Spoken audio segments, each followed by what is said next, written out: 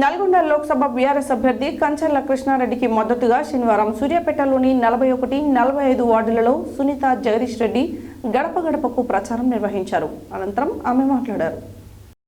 Nalgonda Lok Sabha BRS అభ్యర్థి కంచర్ల కృష్ణారెడ్డికి మద్దతుగా శనివారం సూర్యాపేటలోని 41, 45 వార్డులలో సునీత జగదీష్ రెడ్డి గడప గడపకు ప్రచారం నిర్వహించారు.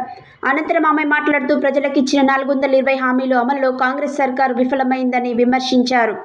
గడిచిన 4 నెలల్లో ఒకటి మినహా మిగతా వాటిని గాలికి వదిలేసి ప్రజలను గందరగోళంలోకి నెట్టిందన్నారు. ప్రస్తుత ప్రభుత్వం హయాంలో తమ ఎదుర్కొంటున్న సమస్యలను ప్రజలే మాకు వివరిస్తున్నారు తెలిపారు. కేసీఆర్ హయాంలో రైతు బంధు, రైతు బీమా, రుణమాఫీ పారదర్శకంగా జరిగిందన్నారు. అబద్ధాల ప్రచారం చేసి ఆ పార్టీ అధికారంలోకి వచ్చిందన్నారు. కాంగ్రెస్ పాలకుల నిర్లక్ష్యం వల్ల రైతు బంధు, రైతు బీమా, కళ్యాణ లక్ష్మి, షాదీ ముబారక్ వంటి బృహత్తరమైన సంక్షేమ పథకాలు ఆగిపోయి ఆగమవుతున్నామని ప్రజలు వాపోతున్నారని అన్నారు.